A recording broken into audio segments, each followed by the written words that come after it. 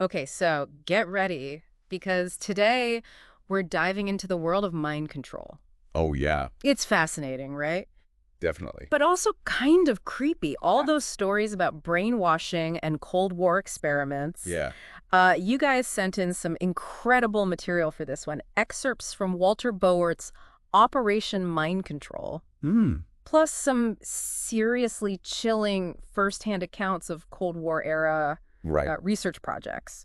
It's so Pretty wild stuff. where do we even begin? Well, I think it's really interesting how the whole idea of mind control kind of took root in the public imagination before the Okay. big revelations about government programs even came out. You're right. It's like Oh, you right. sensed something was going on even Yeah. before we actually knew about it. Yeah. It's like that novel, The Manchurian Candidate Oh, yeah. by Richard Condon. Right. It came out in 1958, Uh-huh. and it just completely captivated people. It did. This story about a hypno-programmed assassin, and what's crazy is that Condon was writing pure fiction at that point. Really? I mean, there wasn't this widespread knowledge of government mind control programs Right. back then. Yeah. He was just drawing on his own imagination, inspired by things like Pavlovian conditioning. Hmm. But little did he know that real-life programs, Wow. even more bizarre than his fiction, were already underway. Talk about life imitating art in the creepiest way possible. Right.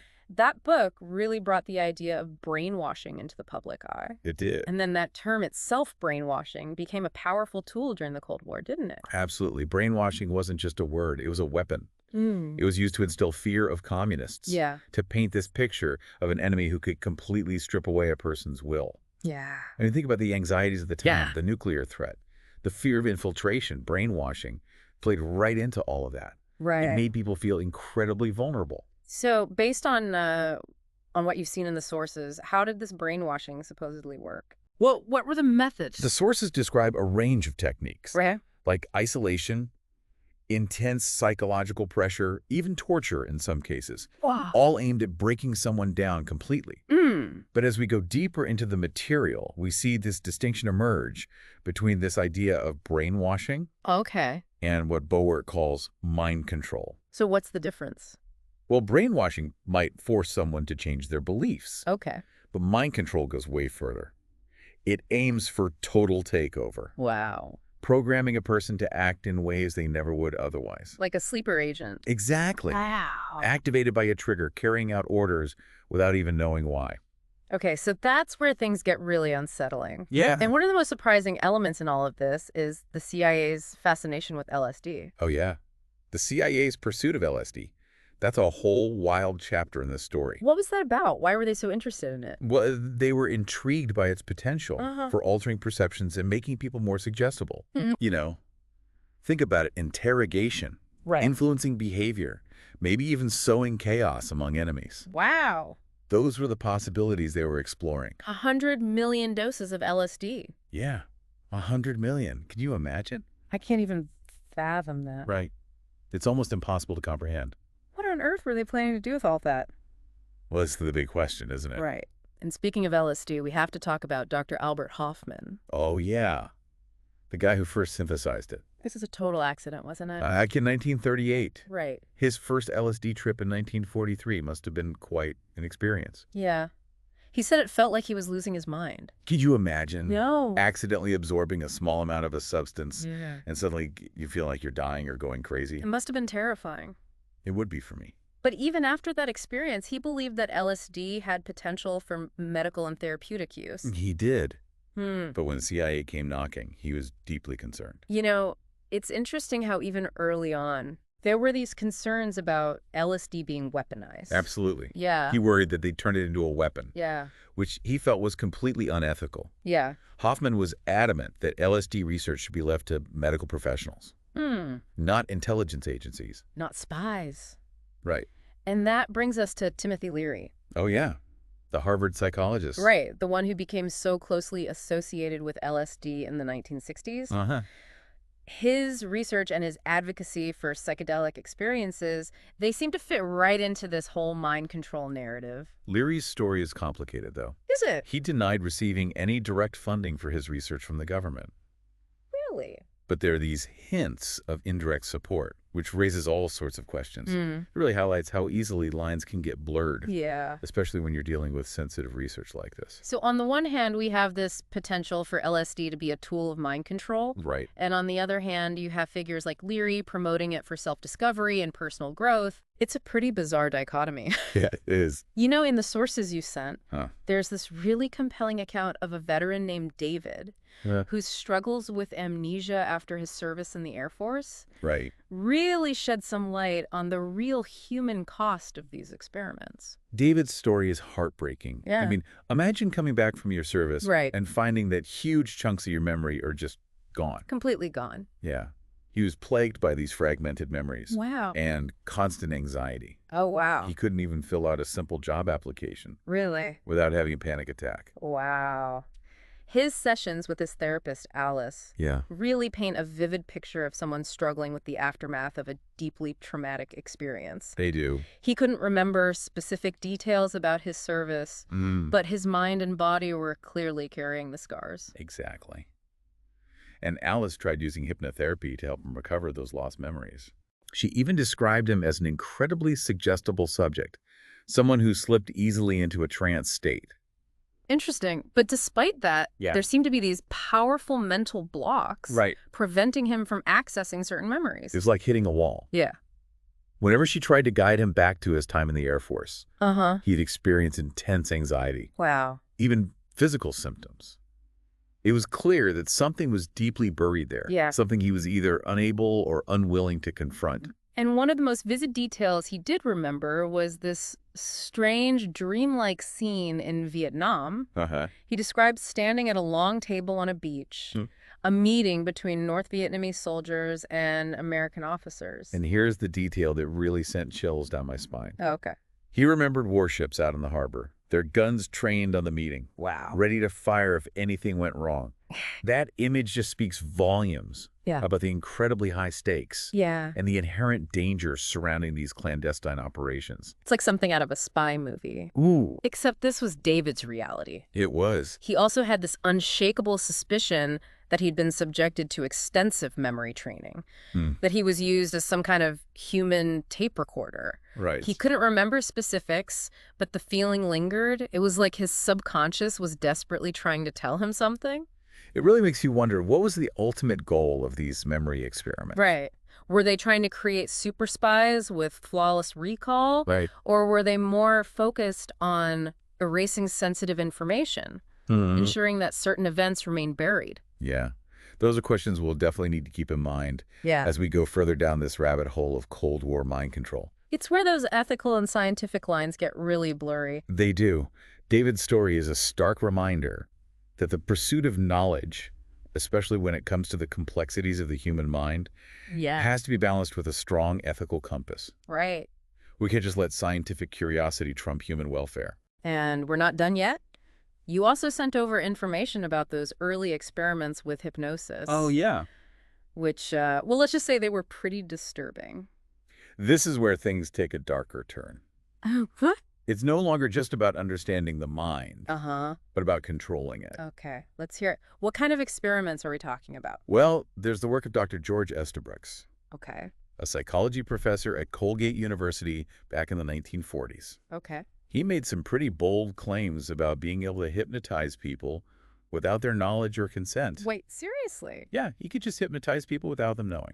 That sounds straight out of a science fiction novel. He actually believed that a significant portion of the population was highly susceptible to hypnosis.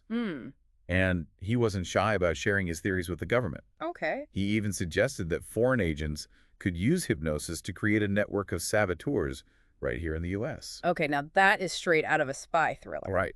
So were Estabrooks' claims just speculation? Or was there something more to it? He insisted he'd done experiments to prove his theories, which is where things get really ethically murky. Right. If someone can be hypnotized without their knowledge or consent, Right. what happens to individual agency? What happens to free will? It's a chilling thought. And if that wasn't unsettling enough, Huh? there were the experiments conducted by Dr. J.G. Watkins for the Army in the late 1940s. Right. Watkins's work focused on inducing behavior in hypnotized subjects that they would never even consider doing in their normal state. Wow. It's the kind of thing that raises serious questions about the nature of consciousness and control. Like that experiment where he managed to convince a soldier that his superior officer was actually a Japanese enemy. Yeah, and the soldier nearly strangled the officer. That's terrifying. It's a frightening example of how hypnosis can be used to bypass a person's moral compass, to manipulate them into acting against their own values. That's a lot to process. Yeah. So we have these early experiments, ethically questionable to say the least, Right. laying the groundwork for something even more sinister. What happens next? Well, from here, things escalate. Okay. We go from rudimentary hypnosis to the concept of pain drug hypnosis. Pain drug hypnosis. That sounds ominous. What exactly does that entail? It was based on the idea that pain drugs and hypnosis could be combined Okay. to break someone down completely, Wow. making them susceptible to any suggestion. Mm. One former naval officer described it as a vicious war weapon, Wow. potentially even more powerful than the atom bomb. Okay, now we're talking about a whole new level of terrifying. So this wasn't just a theory, right? The government was actually researching this stuff. They were actively exploring ways to use pain drugs and hypnosis in combination. They tested everything from barbiturates to amphetamines to, you guessed it, LSD. Wow.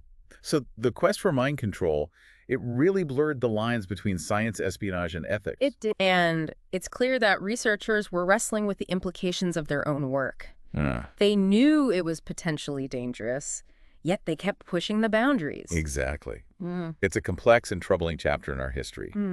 The desire to control the human mind, whether for national security or other reasons, is a powerful force. Yeah. And as we'll see in the next part of our deep dive, the research didn't stop there. Oh, no. It evolved, becoming even more sophisticated, even more unsettling. I have a feeling this is going to get even creepier. Oh, yeah.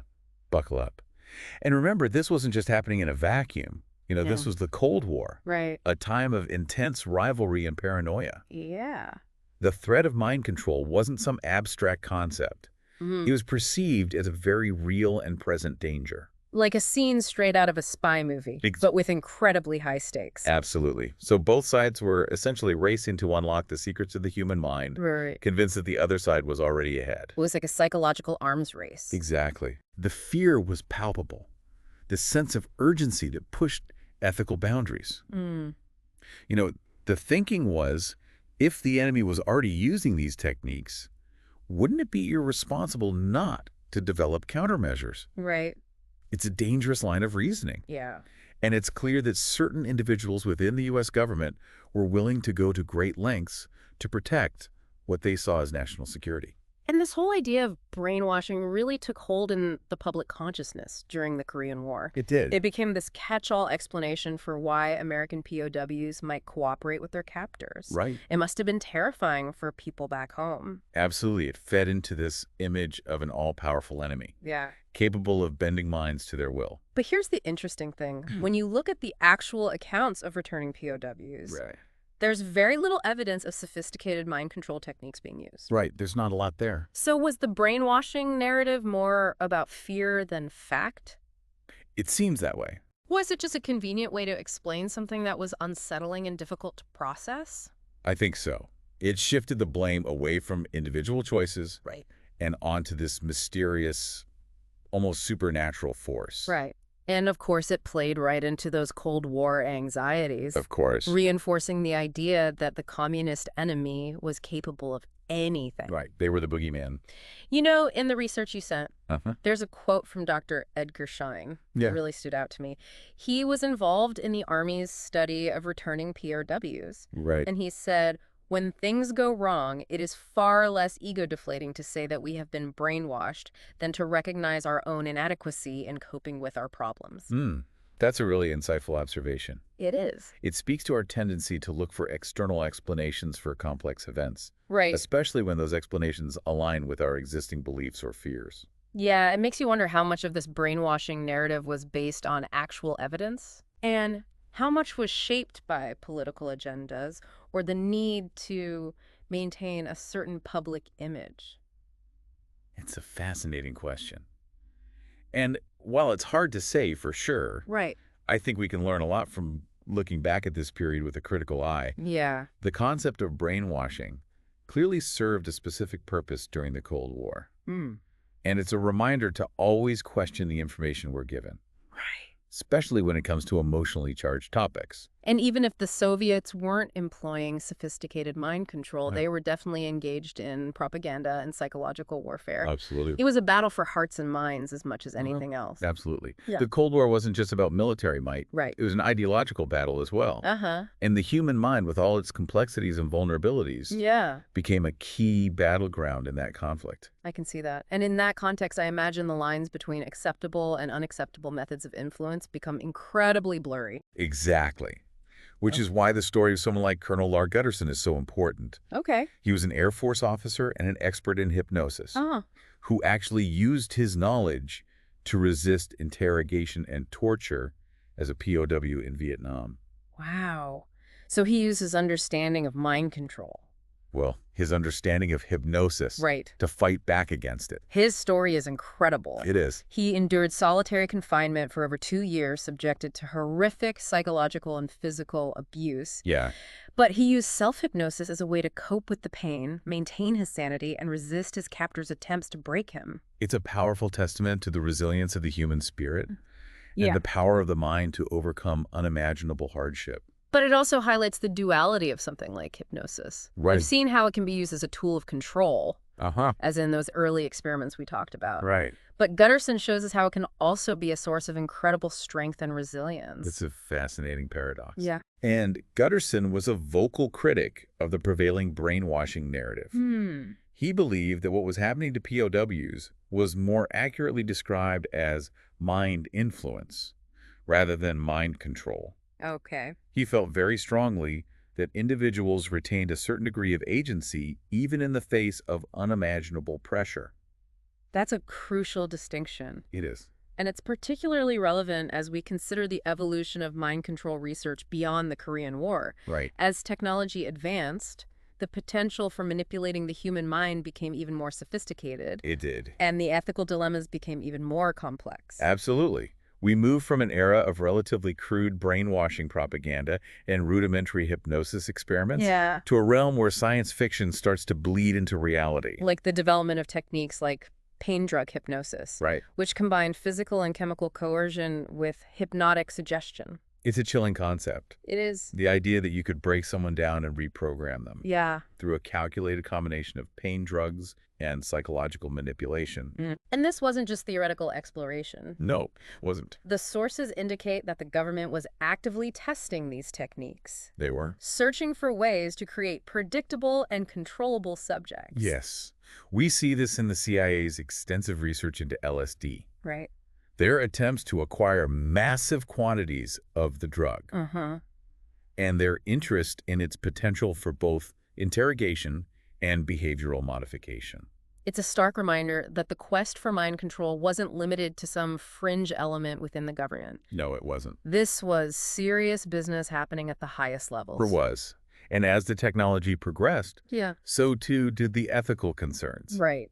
There are accounts of researchers expressing deep reservations about the implications of their work, about the potential for abuse, about the very nature of free will. But despite those concerns, the research continued. It did. Fueled by Cold War paranoia, the conviction that the enemy was ahead, and the relentless desire to unlock the secrets of the human mind. And it wasn't just about controlling individuals, was it? No? Yeah. There were also efforts to influence entire populations. You're absolutely right. The rise of mass media, Uh-huh. especially television, created entirely new avenues for shaping public opinion and behavior.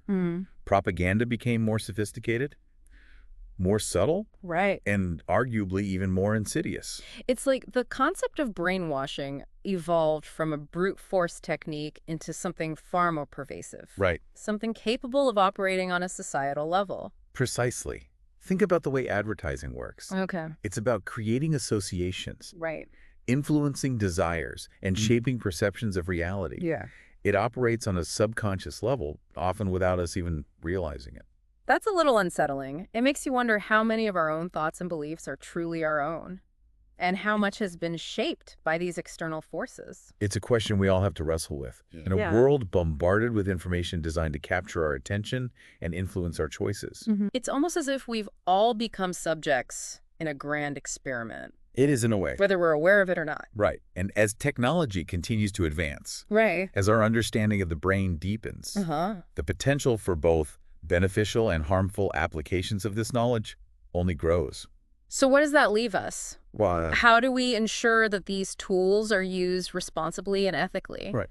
How do we protect ourselves from manipulation, from the erosion of our free will? Yeah. How do we safeguard ourselves from the very real threat of mind control in the 21st century? Those are critical questions. Yeah, they are. And ones that we'll continue to explore in the final part of our deep dive. Okay.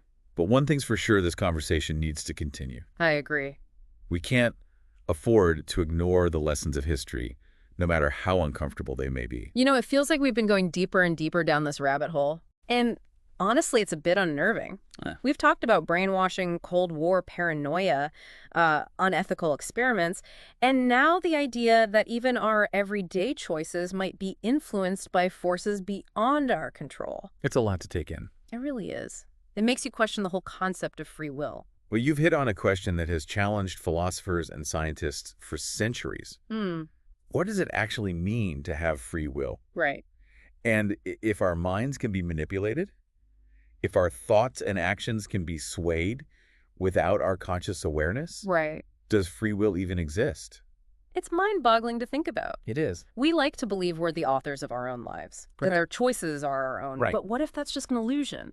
What if we're more programmable than we realize? And that's the core of the dilemma. Right. If we accept the idea that our minds are susceptible to influence, that manipulation is a real possibility, then the foundations of individual responsibility and accountability, they start to crumble. It raises some pretty profound questions about how our society functions. It's like a domino effect. If free will is an illusion, what's the point of laws, Right. of morality, of holding people accountable for their actions? It's a slippery slope, to be sure. Yeah. And one we need to navigate with extreme caution. Because even if we acknowledge that the kind of complete mind control we see in science fiction is still far-fetched, Right. the potential for misuse of these techniques is undeniable. Especially with the rapid pace of technological advancement. I mean, we've already seen how social media platforms can be weaponized to manipulate emotions, Right. spread misinformation, Yeah. and influence political outcomes. What happens when those tools become even more powerful, even more sophisticated? It's a disturbing thought. It is. Imagine a world where algorithms can predict and exploit our deepest fears and desires, where targeted propaganda is tailored to our individual vulnerabilities. Wow. It's a world where the distinction between persuasion and coercion becomes increasingly hazy. It's like a dystopian nightmare. And the scariest part is Yeah. it feels within the realm of possibility. It does. That's why these conversations are so crucial. Yeah.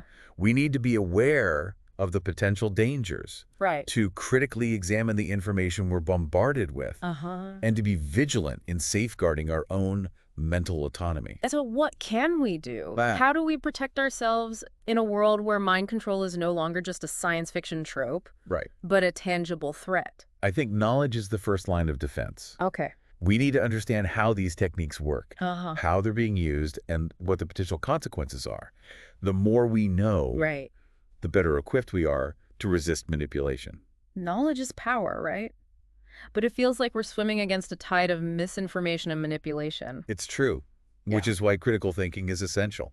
We need to question the information we're given, Right. to be skeptical of easy answers and quick fixes. We need to cultivate our own internal compass, a strong sense of what we believe is right and wrong, true and false. It's about being aware of our own biases, vulnerabilities, and our susceptibility to manipulation. Exactly.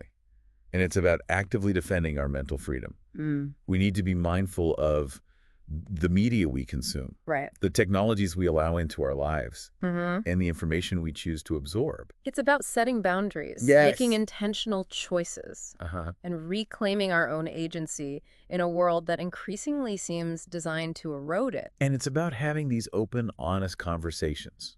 Right. We can't shy away from uncomfortable topics, Yeah. no matter how challenging or disturbing they may be. Because in the end, the stakes are incredibly high. They are. Our very minds are at stake. From Cold War anxieties to mind-bending experiments, Right. we've explored how the quest for mind control blurred the lines between science, espionage, and ethics. Yeah. What's clear is that the desire to influence human behavior, for better or worse, Right. is a powerful force. It is. And as technology advances, the potential for manipulation grows even more sophisticated. Mm. How do we ensure that these tools are used ethically and responsibly? Right. How do we safeguard our own mental freedom? Those are the questions we all need to be asking ourselves. It's a lot to think about. It is. And it's certainly given me a new perspective on the world around us. I'm glad to hear that. Thank you for guiding us through this deep dive. Oh, it's been my pleasure. I think it's safe to say we've all learned quite a bit. And to our listener, thank you for sending us these fascinating sources. Yes, thank you. Keep exploring, keep questioning, and most importantly, keep thinking for yourself.